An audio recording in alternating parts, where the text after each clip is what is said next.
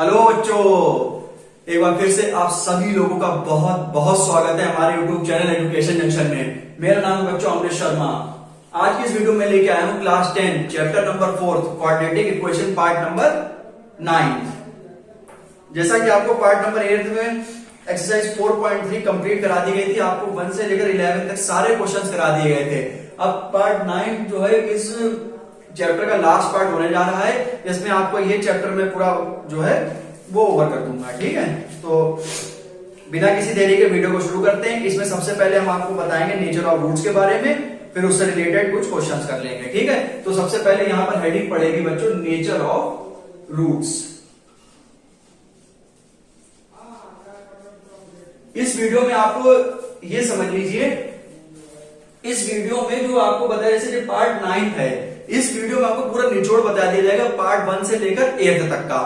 तो ये वीडियो बहुत ही महत्वपूर्ण होने वाली है और इसके साथ ही साथ एक वीडियो में इसके बाद और बनाऊंगा पूरी समरी की, लगभग 10 से 12 मिनट की वीडियो होगी। उसमें आपको जो कुछ फॉर्मूले वगैरह होंगे, जो कुछ रूल्स वगैरह होंगे, वो आपको इसमें लिखा दिए जाएंगे। तो ये वाली वीडियो बहुत ही इंपॉर्टेंट होने वाली है और इसके साथ ही साथ जो इसकी अगली वाली वीडियो आएगी जो कि समरी होगी एक तरह से क्वाड्रेटिक इक्वेशन क्लास 10 की। ठीक है, तो सबसे पहले नेचर ऑफ रूट्स की अगर हम बेटा बात करेंगे तो थोड़ा सा और ऐसे निचोड़ जैसे आपको पूरा मैंने बताया था।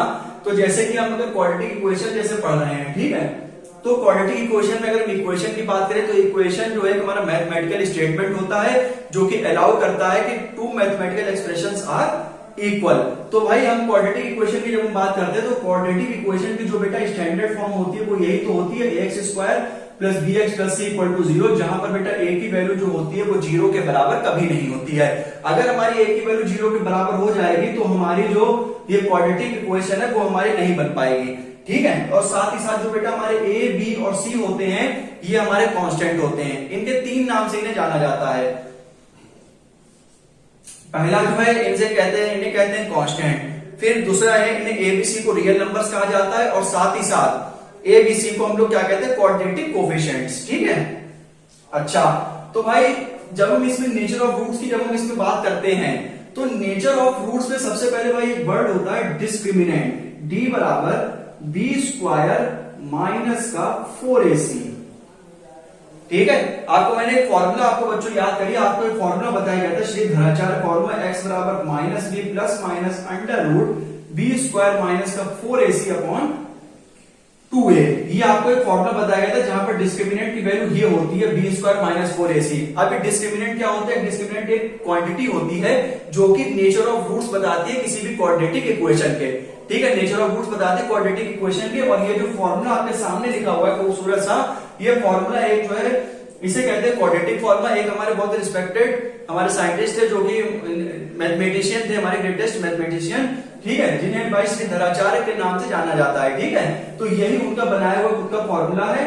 ठीक, इस फॉर्मूले में ये जो बी स्क्वायर माइनस 4ac इसे डिस्क्रिमिनेंट के नाम से जानते हैं। अब हम इसके अगर नेचर ऑफ रूट्स निकालते हैं, ये फॉर्मूला बच्चों ऐसे भी आप लिख सकते हैं minus b plus minus under root d upon 2a। कैसे? जो ये डी की जो बी स्क्वायर माइनस 4ac की वैल्यू डी है तो मैंने डी यहां पर उतार दिया है। ठीक है, इस फॉर्मूले का मैंने शानदार एक प्रूफ बताया हुआ है। उस वीडियो का उस पर्टिकुलर वीडियो का लिंक मैं डिस्क्रिप्शन बॉक्स में डाल दूंगा बच्चों, वहां पर आप इस वीडियो का जो है प्रूफ देख लीजिएगा।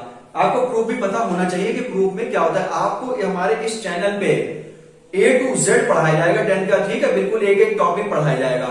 यहाँ सिलेबस का वो नहीं है कि जो है मतलब जो चीज सिलेबस में बस वही बता देते, थोड़ा सा हम एक्स्ट्रा भी बताएंगे, कुछ क्वेश्चंस होंगे वो भी कराए जाएंगे आपको। ठीक है, तो बिल्कुल आपको बिल्कुल A to Z पढ़ाया जाता है जिसपे आपका, ठीक है, जिसपे आप बिल्कुल सब कुछ टोटल सीख सकते हैं। तो यहाँ पर आप देख लीजिए एक्स बराबर minus b plus minus root d upon 2a।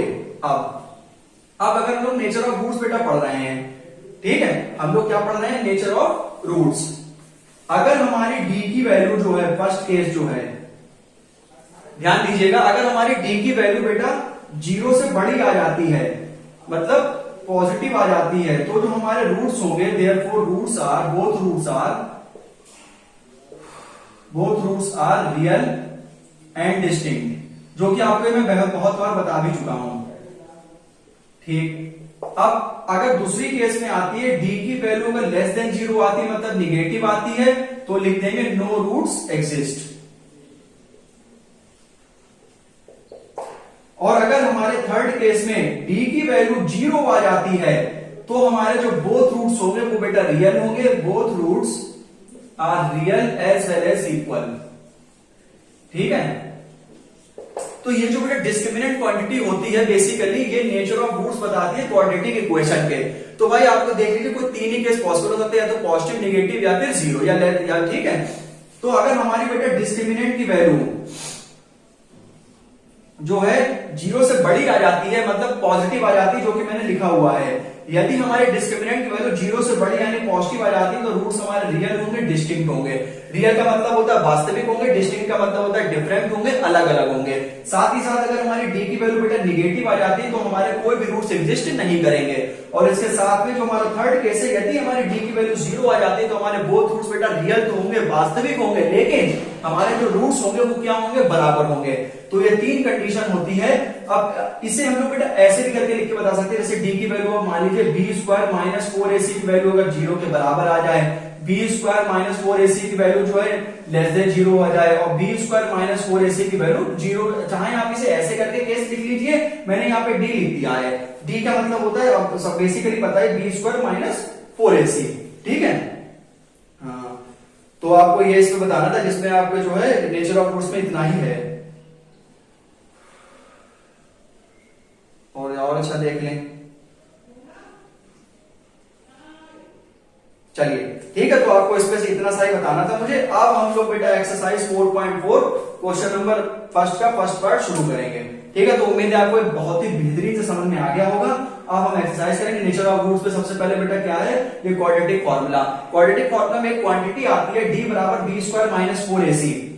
ठीक है, क्वांटिटी आती है डी बराबर बी स्क्वायर माइनस 4ac। इसी को हम लोग क्या कहते हैं, डिस्क्रिमिनेंट कहते हैं, जो कि हमें क्या बताता है, nature of roots of the quadratic equation के बारे में बताता है। ठीक है, तो अगर हमारी डी की वैल्यू जीरो से बड़ी आ जाती है तो रूट्स हमारे रियल होंगे, अलग अलग होंगे।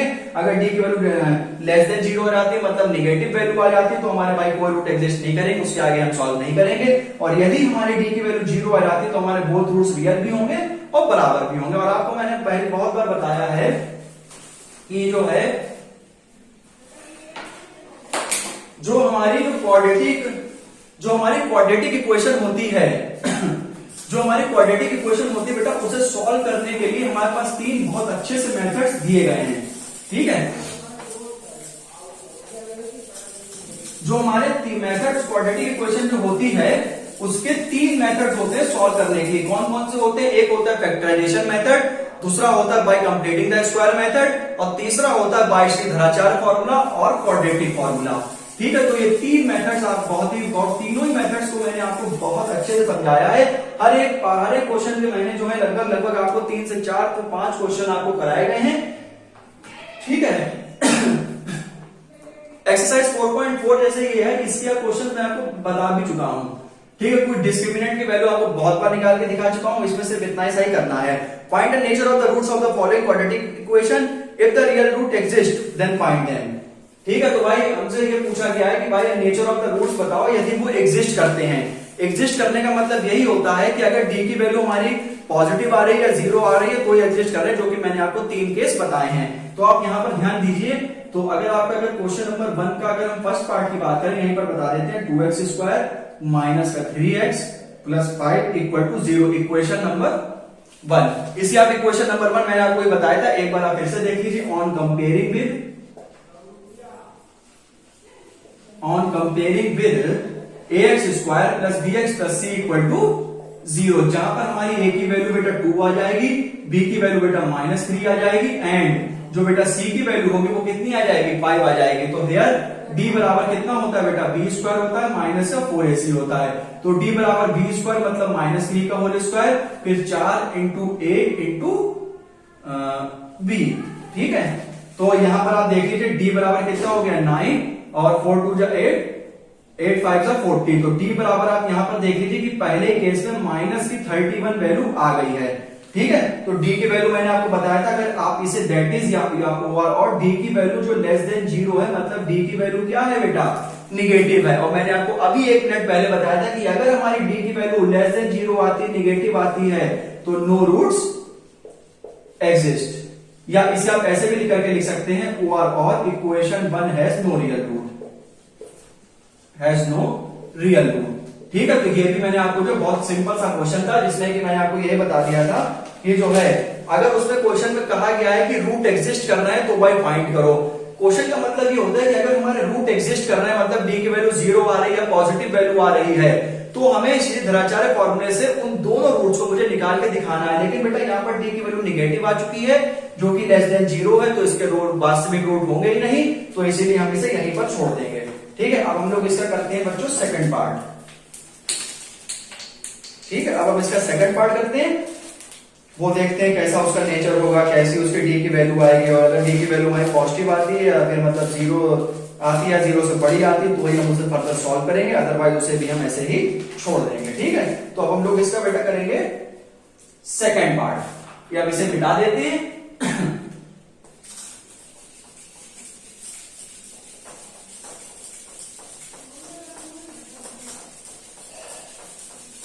चलो अच्छा, अब भाई हम लोग इसका सेकंड पार्ट की बात करते हैं। ठीक है, तो सेकंड पार्ट हम लोग शुरू कर देते हैं यहां पर से। सेकंड पार्ट बेटा हमसे बोल रहा है, कह रहा है कि 3x² माइनस का 4 root 3x plus 4 which is equal to 0, equation number first. ये क्वेश्चन हमसे कह रहा है कि 3x² माइनस का 4 root 3x plus 4 equal to 0। अब आप ये देख लीजिए कि इसे इक्वेशन नंबर 1 मैंने मान लिया है, क्वाड्रेटिक इक्वेशन की बात चल रही है, क्वाड्रेटिक इक्वेशन चैप्टर चल रहा है, तो इसे आप जो है कंपेयर करा दीजिए ऑन कंपेयरिंग विद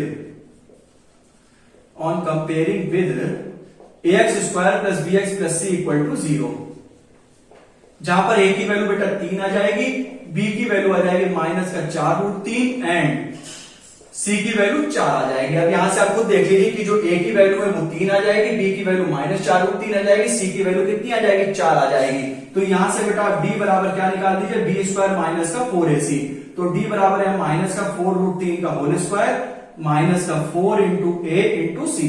तो d बराबर आप कितना देख लीजिए, 4 4 16 इंटू 3, रूट 3 का स्क्वायर 3 होता है, 4 चौक 16 3 48, तो d बराबर आप देख लीजिए 48 माइनस 48, तो d की वैल्यू बेटा क्या आ गई है, 0 आ गई है। d की वैल्यू कितनी आ गई, 48 माइनस 48, 0 आ गई। और अभी मैंने आपको 2 मिनट पहले बताया था कि अगर हमारी d की वैल्यू 0 आ जाती है तो जो हमारे जो बोथ रूट्स होंगे वो वास्तविक होंगे और बराबर होंगे। Therefore both roots are real as well as equal या एंड इक्वल। अब आपको इसमें बताया था इसमें d की वैल्यू 0 आ रही है मतलब इसके रूट एग्जिस्ट कर रहे हैं, है कि नहीं, जिसमें 2 के 3 केस आपको बताए थे, तो d की वैल्यू 0 आ चुकी है, तो बोथ रूट्स आर रियल भी होंगे और बराबर भी होंगे। अब हमें क्या करना है कि अब हमारे डिस्क्रिमिनेंट मतलब d की वैल्यू एग्जिस्ट कर रही है, तो हमें उस पर्टिकुलर क्वेश्चन में जो है उसके रूट्स बताने होंगे। तो रूट्स बताने के लिए आपको सबसे पहले यहां पर लिखना होगा बाय यूजिंग क्वाड्रेटिक फॉर्मूला।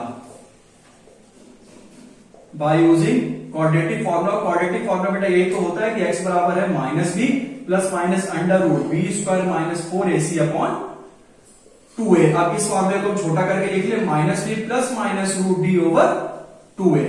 ठीक है, जहां पर b² माइनस 4ac मैंने सब्स्टिट्यूट करके d लिख दिया है, तो वहां पर x बराबर बाय माइनस माइनस से प्लस हो जाएगा 4 रूट 3 और ये प्लस माइनस, अब देख लीजिए d की वैल्यू तो अब यहां पे देख लीजिए 0 हो जाएगा, ठीक है, और 2 इंटू 3, तो अब देख लीजिए x बराबर कितना हो जाएगा 4 रूट 3 अपॉन 6 और ये प्लस माइनस 0। ठीक है, ये आपका चल रहा है।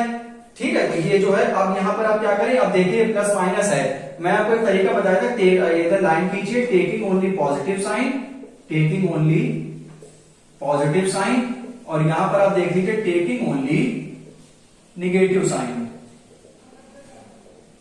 तो यहां पर आप देख लीजिए कि x बराबर 4 रूट 3 प्लस 0.6 और यहां पर x बराबर 4 रूट 3 माइनस 0.6, तो x बराबर 4 रूट 3 अपॉन 6 आ जाएगा, जो कि 2 से काट दीजिए, 2 जा 4 2 3 जा 6, x बराबर कितना हो जाएगा बेटा 2 रूट 3 अपॉन 3, यहां पर भी बेटा कितना आ जाएगा 2 रूट 3 ओवर 3। तो ये मैंने आपसे पहले कहा था कि दोनों x की वैल्यू हमारी बराबर आएंगी। क्यों बराबर आएंगी, क्योंकि d की वैल्यू 0 है और डिस्क्रिमिनेंट की वैल्यू जब 0 आ जाती है तो हमारे जो रूट्स होते हैं वो बेटा क्या हो जाते हैं, बराबर होते हैं। तो देख लीजिए x बराबर 2 रूट 3 अपॉन 3 और x बराबर 2 रूट 3 अपॉन 3, ये दोनों वैल्यू बराबर आ गई। क्वेश्चन नंबर 1 आपका हो चुका है। अब हम बात करेंगे क्वेश्चन नंबर 2 की। क्वेश्चन नंबर 2 आपका बेहद ही इंपॉर्टेंट है। क्वेश्चन नंबर 2 में 2 पार्ट हैं जिसमें हमें k की वैल्यू फाइंड करनी है, जिसमें कि हमें क्या करना है, k की वैल्यू फाइंड करनी है और उसमें हमें कंडीशन दे रखी हुई है।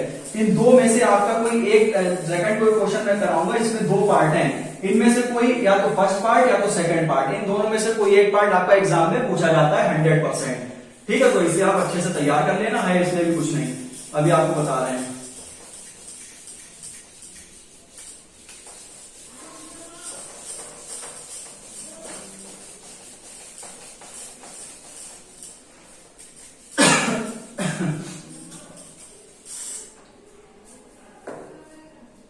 क्वेश्चन नंबर 2 का फर्स्ट पार्ट,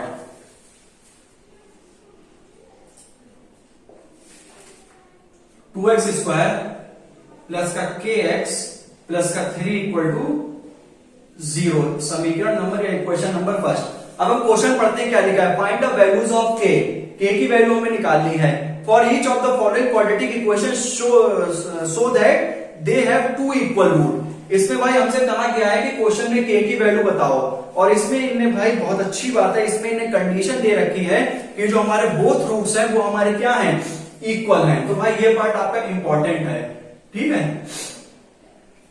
इसके बाद आपको एक पार्ट में और कराऊंगा, इन दोनों में से एक पार्ट आपका 110% एग्जाम में पूछा जाता है। 2x² प्लस kx प्लस 3, इसमें आपको बता दो, उन्होंने कहा है क्वाड्रेटिक इक्वेशन में सबसे पहले k की वैल्यू बताओ, और इनने कंडीशन हमें पहले से ही दे रखी है कि जो हमारे बोथ रूट्स हैं वो बराबर है, मतलब d की वैल्यू 0 है। जब डिस्क्रिमिनेंट की वैल्यू 0 आती है तभी तो हमारे रूट्स बेटा बराबर होते हैं। तो यहां पर जो है आप सबसे पहले क्या करेंगे, ऑन कंपेयरिंग विद, वो हमारा पुराना फंडा, on comparing with x square plus B x plus c equal to 0, जहां पर हमारी ए की वैल्यू 2 है, बी की वैल्यू k है एंड सी की वैल्यू हमारी 3 है। ठीक है, जहां पर ए की वैल्यू 2 है, बी की वैल्यू k है और सी की वैल्यू 3 है। हमसे k की वैल्यू पूछा गया है और एक कंडीशन दे रखी है कि जो हमारे रूट्स है वो इक्वल है। तो अकॉर्डिंग टू कंडीशन में क्या लिख देंगे, फॉर इक्वल रूट्स। क्वेश्चन में हमसे क्या रखा है कि जो रूट्स है वो हमारे बराबर हैं, तो हमारी d की वैल्यू सीधा सीधा किसके बराबर आ जाएगी, 0 के बराबर आ जाएगी। जी हमें गिवन दे रखा है क्वेश्चन में, तो मैं ब्रैकेट में लिख देता हूं जिससे आपको बहुत आराम हो जाएगी। तो d बराबर 0 मतलब गिवन दे रखा है। अब भाई d की वैल्यू क्या होती है, यहीं पर से लगा दीजिए, b square minus 4ac equal to 0, तो ये k स्क्वायर हो जाएगा, माइनस का 4 into a into c equal to 0, तो k स्क्वायर बराबर 4 दूनी 8 24 बराबर 0, तो k स्क्वायर बराबर 24, k बराबर बेटा आपका कितना हो जाएगा, प्लस माइनस रूट 24। ठीक है, प्लस माइनस रूट 24, ये आपकी k की वैल्यू आ जाएगी। ठीक है, अब यहां पर हमें अब देखिए k की वैल्यू हमारी प्लस माइनस रूट 24 आ चुकी है। ठीक है, अच्छा इसे आप बताइए हम लोग ऐसे लिख सकते हैं 4 इंटू 6, तो यहां पर k की वैल्यू आ जाएगी प्लस माइनस 2 अंडर रूट 6। ये यहां पर मैं एक इसमें वर्ड लिख देता हूं, नोट डाउन दिस स्टेप। इसके जो अगला वाला स्टेप है उसे आप ध्यान रखेंगे। कुछ स्टूडेंट क्या करते हैं, यहीं तक छोड़ देते हैं, k बराबर रूट 24, इसमें भी आपको मार्क्स मिल जाते हैं।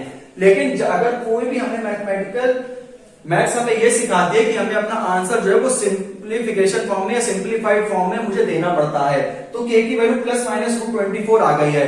ठीक है, आपको मैंने बताया था जब स्क्वायर हटता है तो ऊपर रूट चढ़ता है और बाहर प्लस माइनस का साइन लगता है। स्टूडेंट क्या करते हैं, सिर्फ प्लस का साइन लगाते हैं, माइनस का साइन नहीं लगाते, उसमें आपका हाफ से एक नंबर कट जाता है, तो ये भी आप ध्यान रखेंगे।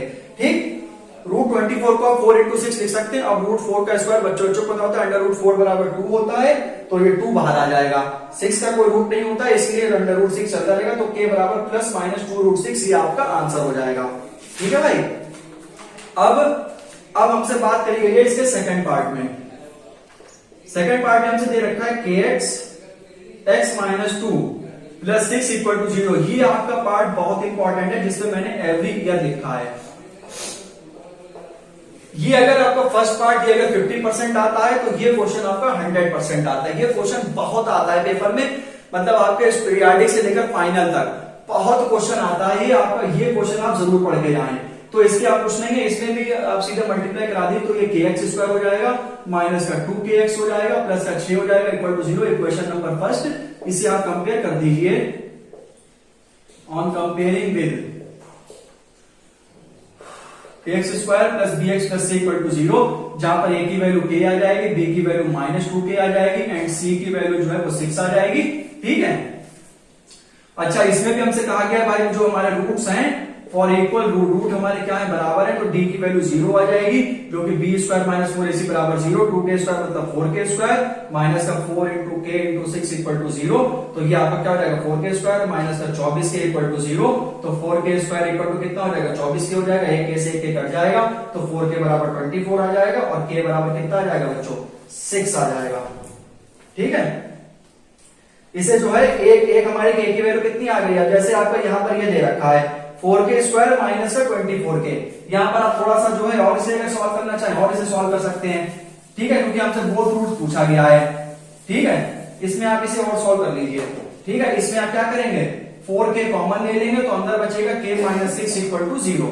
ठीक है, यहाँ पर मैंने क्या करा 4k कॉमन ले लिया तो 4 ये तो निकल गया बाहर, तो k और ये 4 6 है 24। अब यहाँ पे या तो आइदर भाई क्या होगा, या तो 4 या तो देखिए या तो 4k बराबर 0 होगा या फिर k माइनस 6 बराबर 0 हो जाएगा, तो k बराबर हमारा 0/4 मतलब k की वैल्यू 0 आ जाएगी और एक k की वैल्यू 6 आ जाएगी। ठीक है, तो यहाँ पर भी देखिए दो ही वैल्यू आएंगी और यहाँ पर भी k की दो वैल्यू आई है, एक आई है k बराबर प्लस 2√6 और एक k की वैल्यू आई है माइनस की 2√6। तो ये मैंने आपको बता दिया है, इसमें कैसे मतलब इक्वल रूट्स हमें दे रखे हैं, सीधे सीधे वैल्यू पुट कर दी है और इसमें मैंने कुछ नहीं करा है। ठीक है, तो ये आपको मैंने जो है रूट्स निकालने के मैंने आपको फर्स्ट के 2 पार्ट थे और सेकंड क्वेश्चन के 2 पार्ट थे, इसमें आपको मैंने 4 पार्ट बता दिए हैं। इसी में से आपको जो है पेपर में फंस जाएगा और साथ ही साथ अब आप सीख भी गए होंगे। अब आपके पास कोई भी क्वाड्रेटिक इक्वेशन दे दी जाए आप उसके इजीली रूट्स निकाल सकते हैं। ठीक है, अब 3 क्वेश्चन बचे हैं, उसे भी फटाफट कर लेते हैं, फिर जो है फिर बाद में देखेंगे। ठीक है, अब इस पूरे बोर्ड को मिटा देते हैं, उम्मीद है आपको समझ में आ ही गया होगा। अब आगे अब तो 3 क्वेश्चन बचे हैं, उनमें वर्ड प्रॉब्लम है।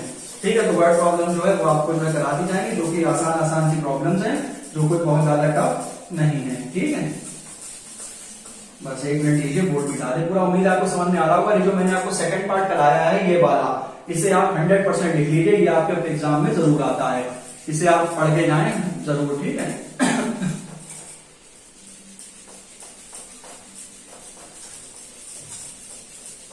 तो ज्यादा ज्यादा आपको क्वेश्चन करा दिए जाते हैं, जिससे क्या ज्यादा सीख जाए। क्वेश्चन अगर मुझे जितना पता है उसके बारे में, जितनी मुझे नॉलेज है मैं आपको सभी बता देता हूं। ठीक है, तो अब हम लोग बात करेंगे इसके क्वेश्चन नंबर 3 की। तो भाई 3rd आंसर जो है हम लोग लिखेंगे अब।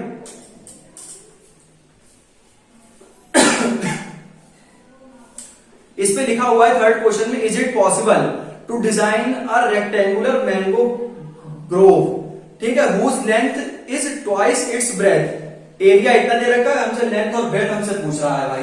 तो भाई हमसे लेंथ और ब्रेथ पूछ रहा है मैंगो ग्रेव की। ठीक है, तो भाई लेंथ हम लोग लेट कर लेंगे कि let length of mango grave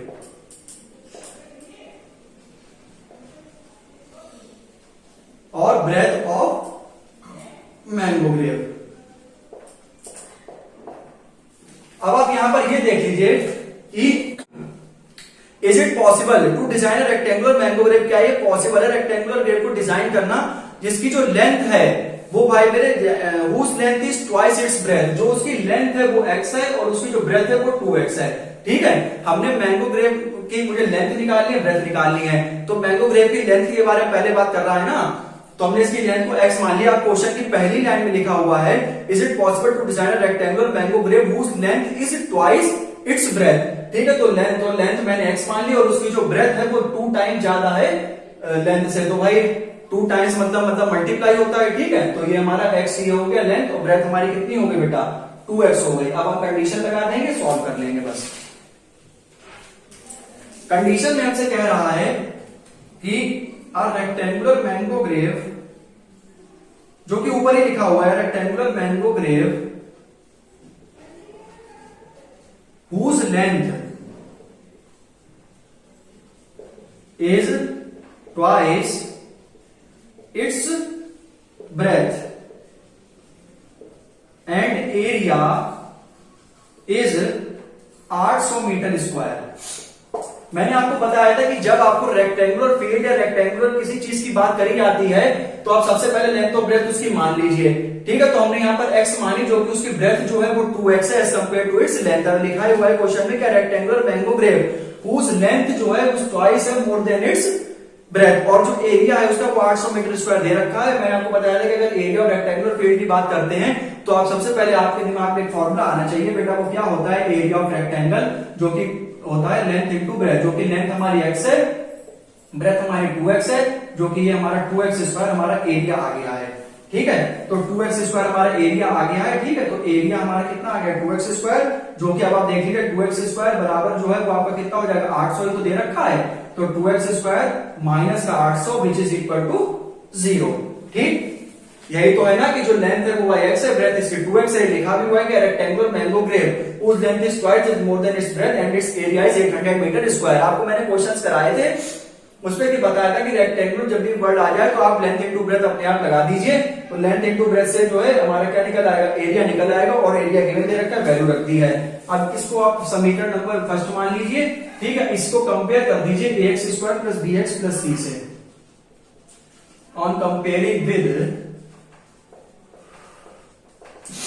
ठीक है, जहां पर a की वैल्यू बेटा 2 आ जाएगी, b की वैल्यू 0 आ जाएगी एंड c की वैल्यू माइनस 800 आ जाएगी। इसमें बच्चे क्या करते हैं, इसमें थोड़ा सा देखकर देखें, 2x स्क्वायर माइनस 800 लिखा हुआ है। अगर हम इसे सही करके लिखें तो ये ऐसे तो लिखा हुआ है 2x स्क्वायर माइनस का 0 इंटू एक्स माइनस का 800 इक्वल टू 0, जहां पर हमारी a की वैल्यू बेटा 2 है, b की वैल्यू देख लीजिए 0 है, b मतलब होता है x का कोफिशिएंट। ठीक है, bx मतलब है x का कोफिशिएंट b, तो x का कोफिशिएंट कितना है b वाला, वो 0 है, तो b की वैल्यू 0, c की वैल्यू माइनस 800, d बराबर क्या होता है b स्क्वायर माइनस का 4ac, तो d बराबर b मतलब 0 का स्क्वायर माइनस का 4 इंटू a इंटू 800। तो भाई d की वैल्यू हमारी कितनी आ जाएगी, d की वैल्यू हो जाएगी 4 2 जा 8 और माइनस माइनस प्लस 6400, d की वैल्यू हमारी कितनी आ जाएगी 6400। ठीक, अब आपको मैंने बताया था जो कि 0 से क्या है बड़ी है, तो जो हमारे बोथ रूट्स हैं therefore both roots are real भी होंगे और अलग अलग भी होंगे। तो आप ये देख लीजिएगा जो x की वैल्यू जो आएगी वो जो है वो प्लस की वैल्यू जो वैल्यू जो आएगी वो हमारी क्या होगी, अलग अलग होगी। तो हमें बाई शीट क्वाड्रेटिक फॉर्म में धनाचार फॉर्म में लगा देंगे minus root d upon 2a, तो x बराबर b की वैल्यू तो 0 है, उससे 0, ठीक है, प्लस माइनस 6400 और 2 इंटू a मतलब 4 हो जाएगा। तो x की वैल्यू आप देख लीजिए 64 का जो देखिए, अब आप यहां पर देख लीजिए कि 6400 लिखा हुआ है। अब देख लीजिए रूट 64 का जो स्क्वायर रूट होता है वो 8 होता है और ये 1 0 आपका बाहर आ जाएगा। ठीक है, तो ये आपका क्या आ जाएगा 0 प्लस माइनस 80/4। अब यहाँ पर टेकिंग ओनली पॉजिटिव साइन कर दीजिए तो ये 80/4 आ जाएगा और टेकिंग ओनली नेगेटिव साइन में माइनस का 80/4 आ जाएगा, जो कि यहाँ पर x की वैल्यू 20 आ जाएगी और यहाँ पर x की वैल्यू माइनस 20 आ जाएगी, जो कि अब ये हमारी निगलेक्ट हो जाएगी या रिजेक्ट हो जाएगी क्योंकि लेंथ हमारी कभी भी निगेटिव नहीं होती है। सिंपल सा क्वेश्चन है ये। तो जो हमारी लेंथ है मैंगो ग्रेप की वो कितनी आ गई है, x आ गई है, ब्रेथ जो ट्वाइस थी तो 20 दूनी 40। ठीक है, तो जो है लेंथ यहीं पर लिख देते हैं, जो x बराबर कितनी आ गई भाई 20 आ गई है और ये 2x था तो मतलब कितनी आ गई 40 आ गई है। ठीक है, तो यही आपका आंसर हो गया। ठीक है, बी और ये तो रिजेक्ट हो जाएगा क्योंकि जो हमारी लेंथ ऑफ ब्रेथ होती है वो कभी भी निगेटिव नहीं होती है, तो पॉजिटिव वैल्यू हम उसे कंसीडर करेंगे। ठीक है, अब जो है आगे चलते हैं।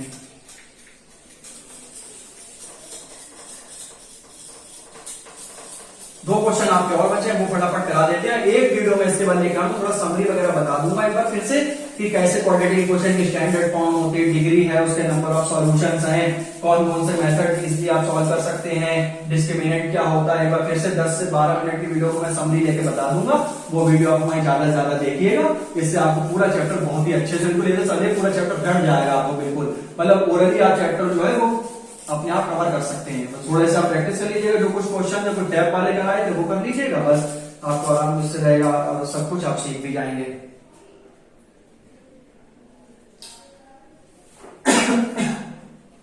हाँ, तो हमारी जो लेंथ आ गई थी वो 40 मीटर आ गई थी और जो ब्रेथ आ गई थी वो लेंथ हमारी 20 मीटर आ गई थी और ब्रेथ हमारी 40 मीटर आ गई थी।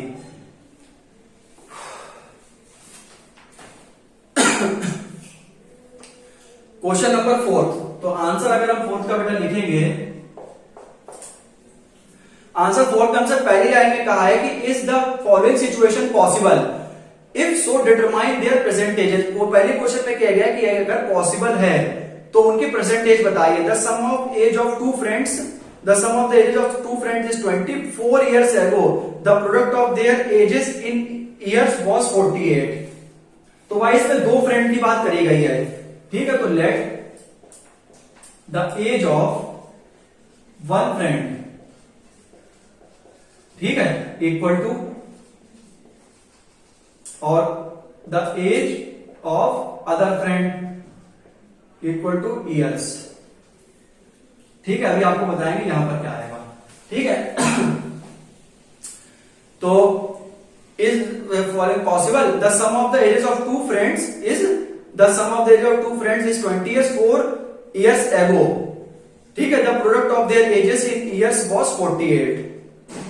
तो भाई एक फ्रेंड की एज x है, तो दूसरी एज की भाई सीधा सीधा क्या हो जाएगा, 20 माइनस x।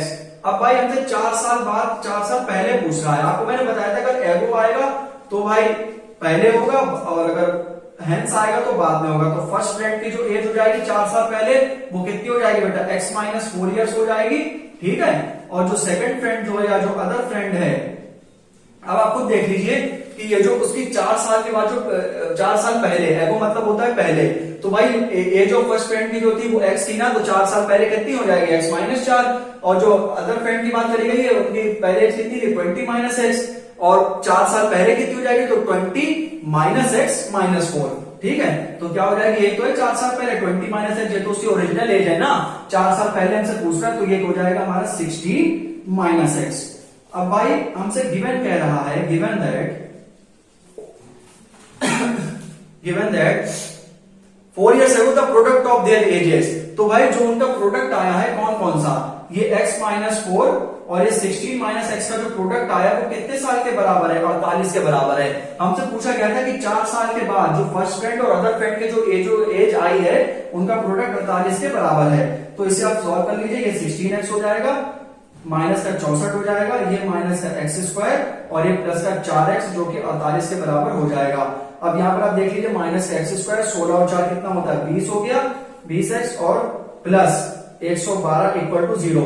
अब आपको मैंने ये बताया था कि अगर यहाँ पर माइनस x स्क्वायर का टर्म आ जाता है तो पूरे इक्वेशन को आप माइनस से डिवाइड कर दीजिए, क्योंकि हमें x स्क्वायर का टर्म हम कभी भी निगेटिव नहीं रखते हैं। तो x स्क्वायर माइनस का 20x, ये इधर से ये आएगा ना इधर माइनस का, तो माइनस का 112, ये प्लस का हो जाएगा, जो कि इक्वेशन नंबर फर्स्ट आ जाएगी। तो हमारी इक्वेशन लिखी हुई है x square minus 20x plus 112 equal to 0। इसे आप इक्वेशन नंबर 1 मान लीजिए, इसे जो है इसको मैंने ऊपर लिख दिया है। अब इसे आप कंपेयर कर लीजिए, on comparing ax square plus bx plus equal to 0, जहां पर a की वैल्यू 1 आ जाएगी, b की वैल्यू माइनस 20 आ जाएगी, c की वैल्यू 112, डिस्क्रिमिनेंट लगा देंगे, बी स्क्वायर माइनस 4ac, तो d बराबर बी स्क्वायर मतलब 400 होता है, और 4 इंटू 1 इंटू 112, तो d बराबर कितना आ जाएगा, 400 आ जाएगा, और ये कितना 12 चौक 48, मतलब 448। तो d बराबर की वैल्यू कितनी आ जाएगी, 448। आप देख लीजिए यहाँ पे d की वैल्यू कितनी आ जाएगी, माइनस का 48 आ जाएगी, जो कि क्या हो जाएगी, निगेटिव आ जाएगी, जो कि लेस देन 0 है। तो हम लिख देंगे यहाँ पर no real root exist, no real root is possible. पूरा मैंने आपको बहुत बढ़िया से बता दिया, तो थोड़ा जल्दी में लिख दे रहे हैं, पॉसिबल फॉर दिस इक्वेशन, ठीक है, for this equation and hence this situation is not possible, ठीक है। पहले हमसे क्वेश्चन में कह दिया गया अगर पॉसिबल है तो बताइए, नहीं पॉसिबल है तो बताइए, इज नॉट पॉसिबल। अब आपको मैंने बताया था कि भाई d की वैल्यू अगर हमारी लेस देन 0 आ जाती है, मतलब निगेटिव आ जाती है, तो d की वैल्यू भाई हमारी कहीं, तो हमारे जो रूट्स होंगे वो हमारे कहीं पर से भी एग्जिस्ट नहीं करेंगे, वास्तविक नहीं होंगे। तो जब हमारी d की वैल्यू ही नहीं आई है, तो हम जब श्रीधराचार्य में d की वैल्यू रखेंगे तो वहां पर भी हमारे रूट्स निकलेंगे नहीं, तो भाई हमारे रूट्स मिलेंगे नहीं, x की वैल्यू मिलेगी नहीं, हमारा हमें जो एजेस है वो पता ही लग पाएंगे, तो सिचुएशन हमारी क्या हो जाएगी, पॉसिबल नहीं हो पाएगी, ठीक है। अब एक आखिरी क्वेश्चन बचा हुआ है, ये एक्सरसाइज आप मान चलिए सबसे इजी एक्सरसाइज है, ठीक है। तो ये वाली जो है आपका लास्ट क्वेश्चन बचा है इस चैप्टर का, वो मैं आपको अभी बता दे रहा हूं, बस 5 मिनट के अंदर, 5 से 10 मिनट में।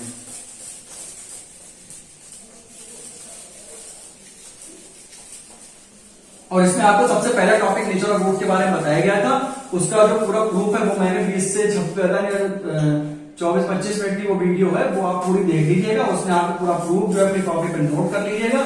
तो आपको जो है बहुत इजी से आप एक एक कंसेप्ट समझ जाएंगे।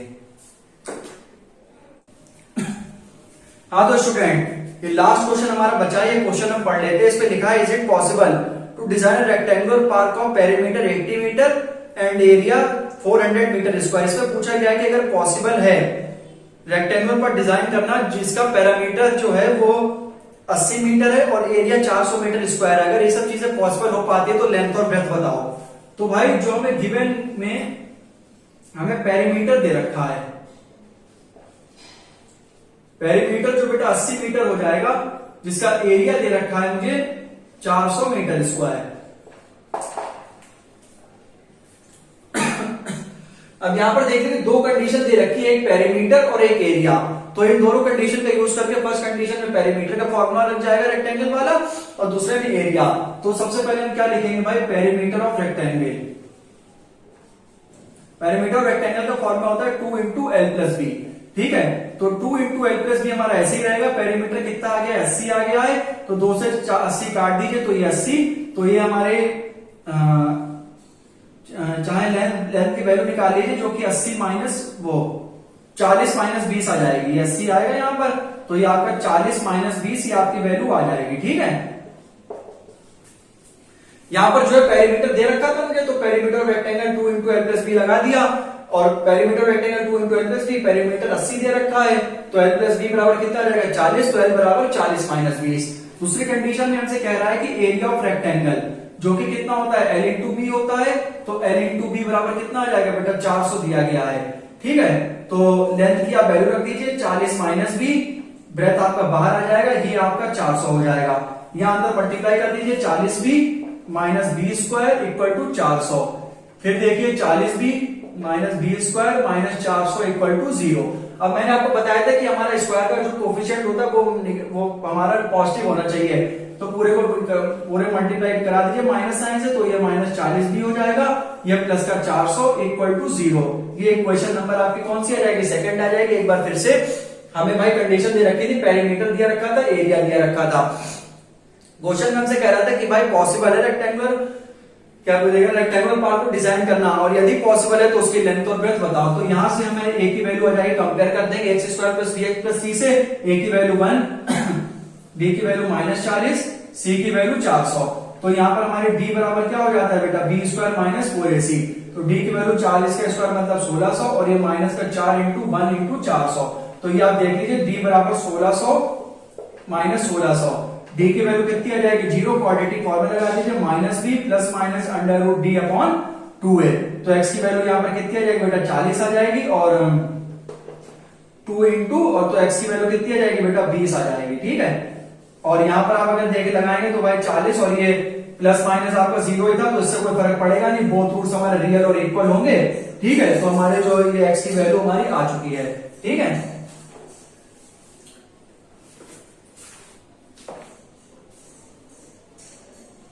तो आप ये देख लीजिए कि ऐसे डिजाइन हो जाएगा, तो हमारी जो लेंथ है वो कितनी आ जाएगी बेटा 20 आ जाएगी, और जो ब्रेथ है वो कितनी आ जाएगी 20 आ जाएगी। तो यहाँ पर आप क्या लिख देंगे कि yes it is possible to design a rectangular park. एक बार फिर से आप ये समझ लीजिए इस क्वेश्चन को कि इसमें हम सबसे पहले क्या दे रखा था, पेरीमीटर और एरिया दोनों दे रखे थे।